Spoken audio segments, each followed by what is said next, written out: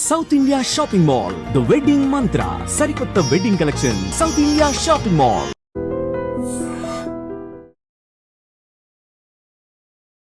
Sir నిజంగా అమ్మాయిలందరికీ gold అంటే ఇష్టమే, వేసుకోవడానికి ఇష్టపడతారు, ఇన్వెస్ట్మెంట్స్ మీరు చేయమని చెప్తున్నారు. మరి వాట్ అబౌట్ సిల్వర్, అది ఎలా ఉంటుంది రిటర్న్స్, ఇన్వెస్ట్మెంట్ చేయొచ్చు అంటారు? గోల్డ్ అంటే గోల్డ్ ఏమో అవసరార్థం చేసుకోమంటున్నాం. సిల్వర్ ఎలా చూడాలి అంటే ఇన్వెస్ట్మెంట్ యాంగిల్ చూడాలి. ఇన్వెస్ట్మెంట్లో గోల్డ్ కంటే సిల్వర్ బెస్ట్. అవునా? Silver best investment. ప్రైస్ లో వేరియేషన్స్ ఉంటాయి కదా, గోల్డ్ ఎక్కువగా ఉంటుంది. అది రెండు ఒకటే ఉన్నాయి దాదాపుగా. అది 96,000 ఉంది, 93,000 చేంజ్ ఉంది. ఓహో, డిఫరెన్స్ ఏం లేదు. ఓకే. ఎందుకు అంటే సిల్వర్ యూసేజ్ పెరుగుతోంది, ఇండస్ట్రియల్ యూసేజ్ పెరుగుతోంది. సో ఇప్పుడు ల్యాప్టాప్ చేయాలన్నా, టెలికాంలో కానీ, ఫర్నేసెస్లో కానీ, ఏదో షిప్స్ కింద వాటర్లో రస్ట్ పట్టకుండా సిల్వర్ కోటింగ్ వేస్తున్నారు. ఇట్లా సిల్వర్ యూసేజ్ పెరుగుతుంది కాబట్టి అన్ని విధాలుగా ఎక్కడైనా ఇలాంటివి ఉన్నప్పుడు ఆ రస్ట్ పట్టకుండా సిల్వర్ యూసేజ్ వాడుతున్నారు. సో ఎక్కువ కన్జంప్షన్ ఎక్కువ అవుతుంది, డిమాండ్ పెరుగుతోంది. ఇప్పుడు 96,000 ఉంటే నెక్స్ట్ 5 years టార్గెట్ పెట్టుకుంటే గోల్డ్ కంటే సిల్వరే డబల్ అయ్యే ఛాన్సులు ఉన్నాయి. ఇప్పుడు గోల్డ్ 2 లక్షలు అవుతుందా? అంత త్వరగా పెరగదు కదా. 1,00,000కే క్రైమ్ రేట్ పెరిగిపోద్ది అనుకుంటున్నాం, ఇంకా మరి అంత రేటు పెరగదు కదా. సో సిల్వర్ ఎక్కువ ఛాన్స్ ఉంది కాబట్టి ఆ సిల్వర్ ఇన్వెస్ట్మెంట్ యాంగిల్లో చూస్తే సిల్వర్ ఇన్వెస్ట్మెంట్ చేయడం 100% ఉత్తమం. సో అంటే ఒక 1,00,000కి పెడితే ₹1,00,000 వచ్చే ఛాన్సులు ఉంటాయి. కాకపోతే టైం ఇవ్వాలి, దానికి 5 ఏళ్ళు టైం ఇవ్వాలి, మినిమం 5 ఏళ్ళు ఇవ్వాలి. ఇస్తే డెఫినెట్గా దాంట్లో రిటర్న్స్ వచ్చే అవకాశాలు ఎక్కువ ఉంటాయి. సో యూసేజ్ ఎక్కువ అవుతుంది కాబట్టి. సో అది సిల్వర్ మనం ఫిజికల్గా తీసి పెట్టుకోలేము. సిల్వర్ ఇప్పుడు ఆర్నమెంట్స్లో కూడా లైట్గా సిల్వర్ వాడుతున్నారు, అది మీరే చెప్పాలి. రాగి లేదా సిల్వర్ వాడుతున్నారు, ప్యూర్ బంగారం అయితే మౌల్డ్ అవ్వడానికి గాని. అవును, అందుకే వాడుతున్నారు కాబట్టి యూసేజ్ పెరుగుతుంది, ఇండస్ట్రియల్ యూసేజ్ పెరుగుతుంది. సో కన్జంప్షన్ పెరుగుతుంది కాబట్టి డెఫినెట్గా మంచి కొత్త ఇప్పుడున్న కంపెనీలు కాకుండా కొత్త కంపెనీలు వస్తాయి. కొత్త కంపెనీలు వచ్చినప్పుడు అవి కూడా మళ్ళీ డిమాండ్ పెరుగుతుంది, సిల్వర్ డిమాండ్ పెరుగుతుంది. సో అలా ఎక్కువ ఎక్స్పెక్టేషన్ రేంజ్, ఆ పర్సంటేజ్ చూస్తే నెక్స్ట్ 5 yearsలో ఇంతవరకు పెరగచ్చు అనేది. అంటే 96,000 ఉన్నది 2 lakhs వరకు వచ్చే అవకాశాలు ఎక్కువ ఉన్నాయని మేజర్ మూడీస్ కానీ, వీళ్ళ S&P గ్లోబల్ కానీ వీళ్ళందరూ చెప్తున్నారు. సో డెఫినెట్గా దాంట్లో ఇన్వెస్ట్మెంట్ చేస్తే మనకి లాంగ్ టర్మ్లో మంచి రిటర్న్స్ వచ్చే అవకాశాలు ఎక్కువ ఉంటాయి. అది మనం అందరం సద్వినియోగం చేసుకుంటే బెస్ట్. అంటే ఎక్కువ టోటల్ అమౌంట్ మనం దీంట్లోనే పెట్టాలా అంటే మనకున్న క్యాపిటల్ మొత్తం దీంట్లో పెట్టాల్సిన అవసరం లేదు. అంటే డైవర్సిఫికేషన్ ఎప్పుడు అవసరం. ఈక్విటీలో పెడతాము, మ్యూచువల్ ఫండ్స్లో 2 రకాలు ఉన్నాయి, లంసమ్ ఉంది, సిప్ ఉంది. మన గోల్స్ అండ్ టార్గెట్స్ ప్రకారం ఏది సూట్ అవుతుందో చూసుకొని మీ అనలిస్ట్ ఎవరైతే ఉన్నారో వాళ్ళకి పూర్తిగా డాక్టర్ దగ్గరికి వెళ్ళినప్పుడు మీకు ఏమేమి ఇబ్బందులు ఉన్నాయో మొత్తం చెప్పాలి. అట్లనే అనలిస్ట్ దగ్గరికి వచ్చినప్పుడు మీ గోల్స్ అండ్ టార్గెట్స్ మొత్తం చెప్తే ఆ అనాలిసిస్ చేసుకొని ఏది సూట్ అవుతుందో దాని ప్రకారం వాళ్ళు చెప్తారు. చిన్న ఎగ్జాంపుల్ చెప్తా. ఏదైనా మీరు ఇల్లు కొన్నారు, 1,50,00,000 అనుకోండి. 50,00,000 మీరు డౌన్ పేమెంట్ చేశారు, ₹1,00,000 లోన్కి వెళ్ళారు. మంత్లీ 25 years 30 years పెట్టారు. మంత్లీ 40,000 50,000 లేదా 60,000 అనుకుందాం. నేనేమంటానంటే ఆ పైన ఒక 10,000 అనుకొని 50,000 అంటే 60,000 నేను లోన్కి పేమెంట్ చేస్తాను అనుకోండి. Pain is only 10,000. ఆ 10,000ని మనం సిప్కు పంపిస్తూ ఈ 50,000కి లోన్ కడుతుంటే ఈ 25 yearsలో ఏదైతే మనం లోన్ కట్టేసామో ఆ 25 yearsలో మనం 10,000 పంపిస్తున్నాం సిప్కి. అలా చూసుకుంటే మన టోటల్ అమౌంట్ మన వెనక్కి వచ్చేస్తుంది అన్నమాట. ఇల్లు మనకి ఫ్రీగా వచ్చేసినట్టు లెక్క. అంటే మన 1,50,00,000 మొత్తం మనకి వెనక్కి వచ్చేస్తాయి.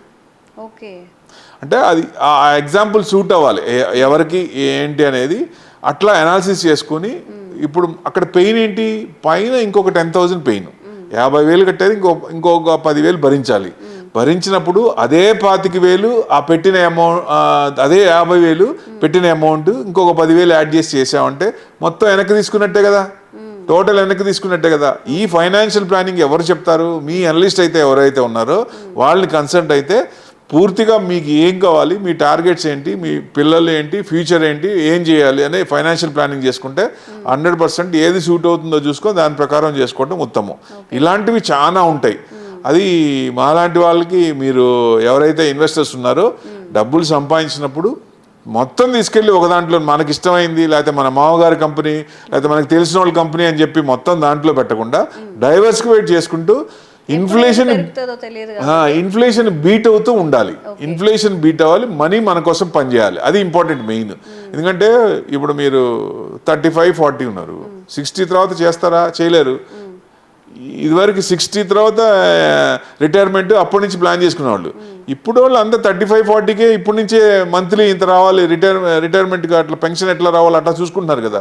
అంటే మార్కెట్లో అట్లా నాలెడ్జ్ బాగా ఇది చేసుకొని మనం ఏం చేయాలి, ఎప్పటి నుంచో కాకుండా ఇప్పటి నుంచే మనం సేఫ్టీగా ఉండాలంటే ఏం చేయాలనేది ఎక్కువ మందికి ఇది బాగా ఇది అయింది కాబట్టి, సో డెఫినెట్గా అవేర్నెస్ పెరిగింది కాబట్టి దీన్ని మనం మంచిగా చూసుకొని మంచిగా ప్లాన్ చేసుకుంటే, సో సర్టెన్ ఏజ్ తర్వాత డబ్బులు మన కోసం పనిచేస్తాయి. మనం పని చేయకపోయినా డబ్బులు మన కోసం పనిచేస్తాయి. బ్యాక్ ఎండ్లో ఆ డబ్బులు మన కోసం పనిచేయాలి. That's the main criteria.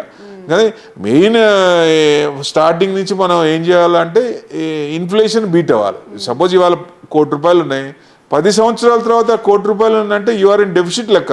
Why? Because inflation పప్పు ఉప్పులన్నీ పెరుగుతున్నాయి. పెరుగుతున్నప్పుడు మన క్యాపిటల్ ₹1,00,00,000 అంటే రేపొద్దున 1,00,000 అవుతుంది అది. సో అన్నీ పెరిగినప్పుడు పెరగకపోతే కష్టం. ఆ ఇన్ఫ్లేషన్ బీట్ అవ్వాలంటే ఏం చేయాలనేదే ముఖ్యం ఇన్వెస్టర్కి. So what to do, what not to do, అది ఇంపార్టెంట్. ఓకే. సో కొన్నిసార్లు మీతో మాట్లాడుతున్నప్పుడు స్టాక్ డిస్ట్రిబ్యూటర్స్తో మాట్లాడుతున్నప్పుడు అనిపిస్తుంది ఎఫ్డిఐ అకౌంట్స్, ఎల్ఐసీస్ ఇవి మాత్రమే చాలామందికి తెలుసు. ఇప్పుడు మనం ఎంత మాట్లాడినా కానీ కొన్నిసార్లు ఇంటికి వెళ్ళినప్పుడు ఇన్వెస్ట్మెంట్స్ అంటే అవన్నీ ఏం కాదులే అంటారు.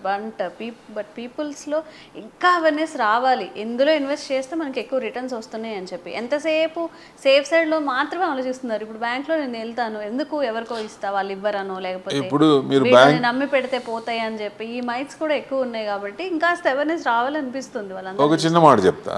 బ్యాంకులో అన్నారు అంటే నేషనలైజ్ బ్యాంక్ నేనేం క్రిటిసైజ్ చేయట్లేదు. మీరు బ్యాంకులో టోటల్ అమౌంట్ పెట్టుకుంటే ఇఫ్ సంథింగ్ గోస్ రాంగ్ మీకు ఎంత వస్తుంది? ఇన్సూరెన్స్ ప్రకారం 5 లక్షలేగా. ₹1,00,00,000 మీ అకౌంట్లో ఉన్నాయి, సేవింగ్స్ అకౌంట్లో ఉన్నాయి. ఆ బ్యాంక్లో ఏదైనా అయింది అనుకుందాం. నేషనలైజ్ బ్యాంక్ గురించి నేను మాట్లాడట్లా. ప్రుడెన్షియల్ బ్యాంక్ చూసాం, చార్మినార్ బ్యాంక్ చూసాం. అందరికి డబ్బులు వచ్చినాయా? రాలేదు కదా. అన్యాయం అయిపోవాలి అందరూ. సో వాళ్ళకి ఎంత వచ్చినాయి? ఒక 10,000 20,000 ఇస్తామని చెప్పారు, 10,000 ఇచ్చారు. ₹1,00,000 అంటే 2 times 1 time ఇచ్చారు, తర్వాత చేతులు ఎత్తేసారు. సో ఈ ఇన్సూరెన్స్ ఇదివరకు 1 lakh ఉండేది, ఇప్పుడు 5 lakhs అయింది. ఇప్పుడు 1 crore పెట్టినా 50 lakhs పెట్టినా మనకి ఏదైనా అయితే ఆ 5 lakhs వరకే వస్తుంది, ఆ మిగతా రావు. సో బ్యాంకుల్లో కంటే డీమ్యాట్ అకౌంట్లో మీ షేర్లు పెట్టుకుంటే సేఫా కాదా? 100% సేఫ్. మీకు తెలియకుండా ఒక షేర్ అన్న బయటకు వస్తుందా? రాదు కదా. ఇప్పుడు ఏదొచ్చినా మెసేజ్ వస్తుందిగా, మీ డీమ్యాట్ నుంచి మీ షేర్ పలానా షేర్ బయటకు వచ్చింది అనేది మెసేజ్ క్లయింట్కి ఇమీడియట్ వెళ్తుందా? సేఫ్టీ ఉంది కదా. ప్లస్ లిక్విడేషన్ ఉందా దాంట్లో? ఇవాళ అమ్మితే సాయంత్రానికి నెక్స్ట్ డే మార్నింగ్ మన డబ్బులు మనకు వస్తున్నాయా? ఇంకా ఫ్యూచర్లో అమ్మిన గంటలో డబ్బులు మన అకౌంట్లో క్రెడిట్ అవుతాయి. మరి అందుకంటే ఏం కావాలి? లిక్విడేషన్ ఉంది. సో అవసరార్థం మనకి ఇప్పుడు డబ్బులు ఏదైనా ఇన్వెస్ట్మెంట్ చేసినప్పుడు మనకి ఇబ్బందులు వచ్చినప్పుడు అవసరార్థం ఆ డబ్బులు ఉపయోగపడాలి, లేకపోతే ఉపయోగం లేదు కదా. సో ఎక్సెస్ ఉన్న మనీని దీంట్లో పెట్టుకొని దాని మీద ఇంట్రెస్ట్ వచ్చేటట్టు చేసుకుంటే ఎవరైనా సరే ఫ్యూచర్లో ఫ్యామిలీ కానీ వాళ్ళు కానీ మంచిగా ఫైనాన్షియల్ పొజిషన్ మంచిగా ఉంటుంది. అది చేసుకోవాలి ఎవరైనా. సో అది చేసుకుంటే ఎవరైనా అసలు వెనక్కి తిరిగి చూసుకోకల్లా ఒకళ్ళ మీద ఆధారపడిన అవసరమే లేదు. లేకపోతే ఇప్పుడు పెద్దోళ్ళైనా ఉన్నారు, ఇప్పుడు లైఫ్ స్పాన్ పెరిగింది 60 to 90. 60కి రిటైర్మెంట్ అయ్యి 10 ఏళ్ళు ఉద్యోగం చేస్తున్నారా? 70 దాకా చేస్తున్నారా? నేనేమంటానంటే 80-90 ఆ 20 years విత్ ఎయిల్మెంట్స్ ఉంటుంది. ఆ ఎయిల్మెంట్స్తో మీరు ఎంజాయ్ చేయాలంటే ఇన్వెస్ట్మెంట్ యాంగిల్లో కొంత పార్ట్ ఇన్వెస్ట్మెంట్ చేసుకుంటే పిల్లల మీద ఆధారపడాల్సిన అవసరమే లేదు, పిల్లలైనా తండ్రుల మీద ఆధారపడాల్సిన అవసరం లేదు. సో ఫైనాన్షియల్ ప్లానింగ్ అనేది day 1 నుంచి చేసుకుంటే అది పెరిగింది. ఇవాళ అవేర్నెస్ బాగా పెరిగింది, ఇదివరకు ఇంత లేదు. ఇప్పుడు యూత్ మొత్తం యావరేజ్ యూత్ కూడా మనకు 28% ఉంది, వరల్డ్లో ఎక్కడా లేదు. వాళ్ళ ఐడియాస్ కానీ ప్లానింగ్ కానీ చాలా డిఫరెంట్గా ఉంది. ఫ్యూచర్లో కూడా ఇంకా ఎక్కువ ఛాన్సెస్ ఉంటాయి. ఇది కేవలం ఐటీ వల్లే మారింది, ఐటీ పీపుల్ వల్లే మారింది అనుకోవచ్చు ఒక రకంగా. సో ఇది ఎక్కువ అవేర్నెస్ పెరుగుతున్న కొద్దీ ఏమేం చేయాలనేది పెద్దవాళ్ళు చెప్తే చేసేవాళ్ళు ఒకప్పుడు, కానీ పిల్లలే పెద్దవాళ్ళకి చెప్పే ఇది వస్తుంది ఇప్పుడు. సో డెఫినెట్గా దాన్ని స్టడీ చేస్తే ఏదైనా it's not a rocket science, ఏదైనా స్టడీ చేయొచ్చు. స్టడీ చేసి ఎక్కడ పెట్టాలి, మన హార్డ్ అండ్ మనీ అనేది ఎక్కడ పెట్టాలి అనేది ఇంపార్టెంట్. ఓకే ఓకే, సో ఇది ఫుల్ సినారియో. స్టాక్ మార్కెట్స్లో ఇన్వెస్ట్మెంట్స్ చేసుకోండి. త్రూ ఎవరైతే ఉంటారో మనకి గైడ్ చేసే డిస్ట్రిబ్యూటర్స్ ద్వారా చేసుకుంటే కొంచెం మనం కష్టపడి సంపాదించిన డబ్బు అనేది సేఫ్ సైడ్లో ఉంటుంది. Thank you sir, thank you so much.